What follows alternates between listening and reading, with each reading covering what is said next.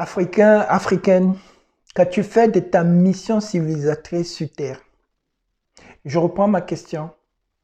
Africain, Africaine, qu'as-tu fait de ta mission civilisatrice sur Terre? Chers amis, au début des années 60, alors que le soleil des indépendances venait de se lever dans de nombreux pays africains, résolus désormais à prendre en main leur destin, il s'est trouvé une voie inédite, comme celle d'un prophète de mauvais augure, pour affirmer que l'Afrique noire était mal partie.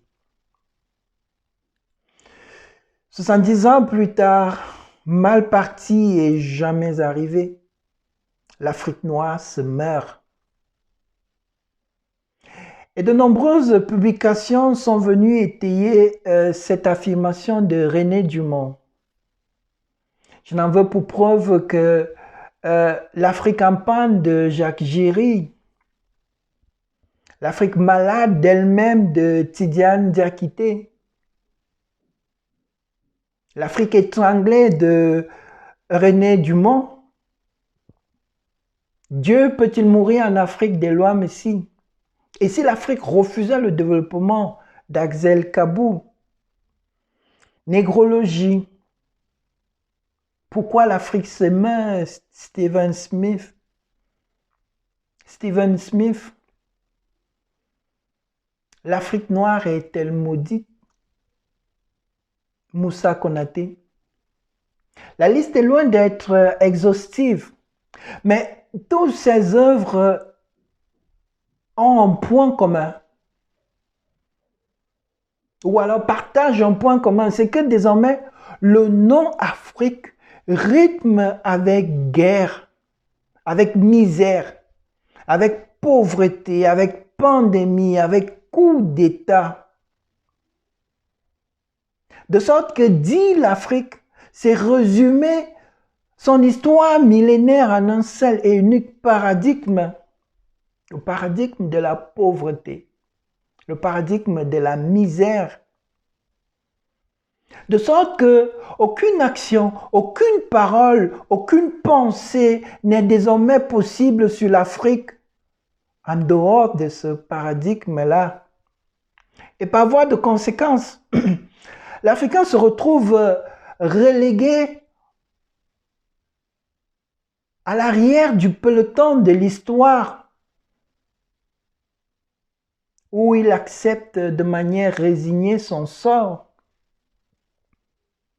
Or, s'il est dit couramment que l'humanité est née en Afrique, cela ne signifie-t-il pas que l'Africain est de tous les hommes, celui-là qui était à l'origine de tout, de notre civilisation, de nos valeurs, des sciences?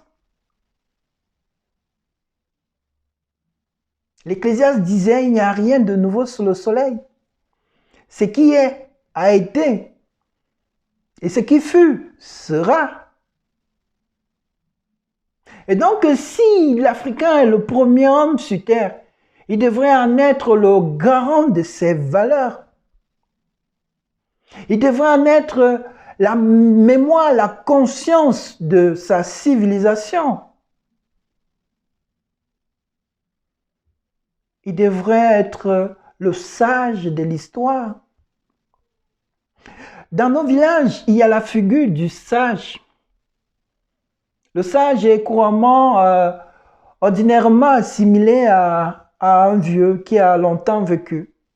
Tout simplement parce qu'il a vu des saisons et des époques défiler.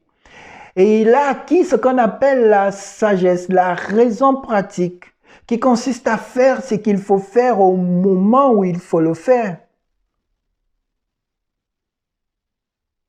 Et c'est pourquoi le sage parle ordinairement très peu, sinon à la fin, comme l'oiseau de Minerve qui prend son envol à la tombée de la nuit, quand tout a été dit.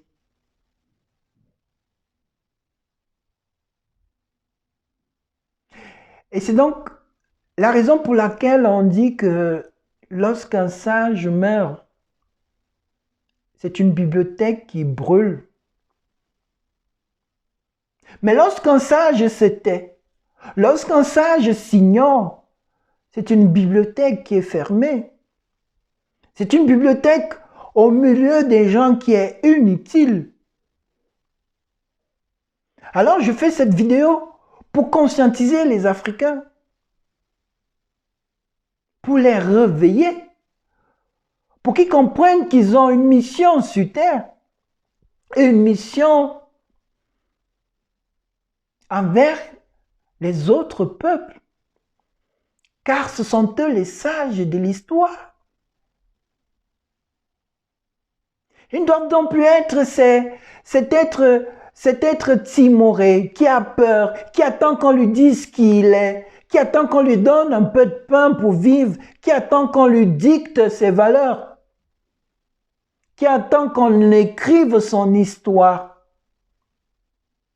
L'Africain ne devrait plus être comme Ésaü dans la Bible, qui a vendu son droit d'aînesse pour un plat de lentilles. Il doit venir au devant de l'histoire et assumer son rôle de garant, de conscience, de mémoire de notre civilisation. Et le monde en a besoin. Parce qu'aujourd'hui, notre civilisation se cherche. Elle montre des signes d'essoufflement. Les valeurs périclitent.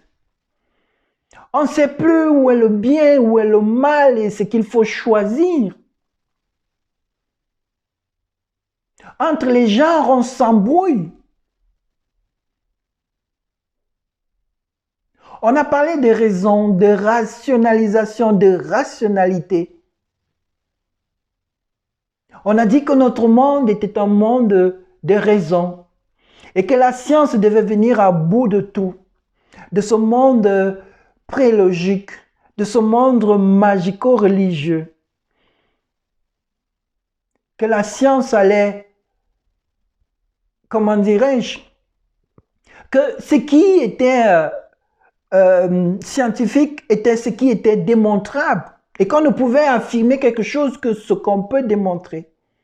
Et donc les peuples qui continuent à garder cette philosophie selon laquelle le jour est le pendant de la nuit, le monde invisible est le pendant du monde visible, que le monde irrationnel est le pendant du monde rationnel.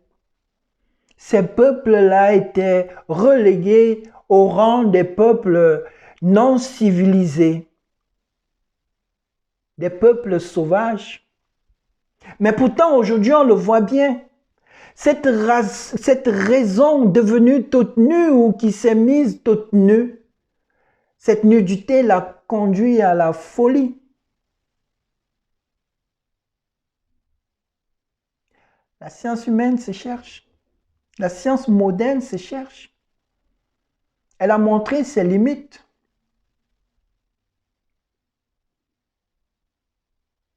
Que ce soit dans le domaine de l'écologie, que ce soit dans le domaine de la médecine,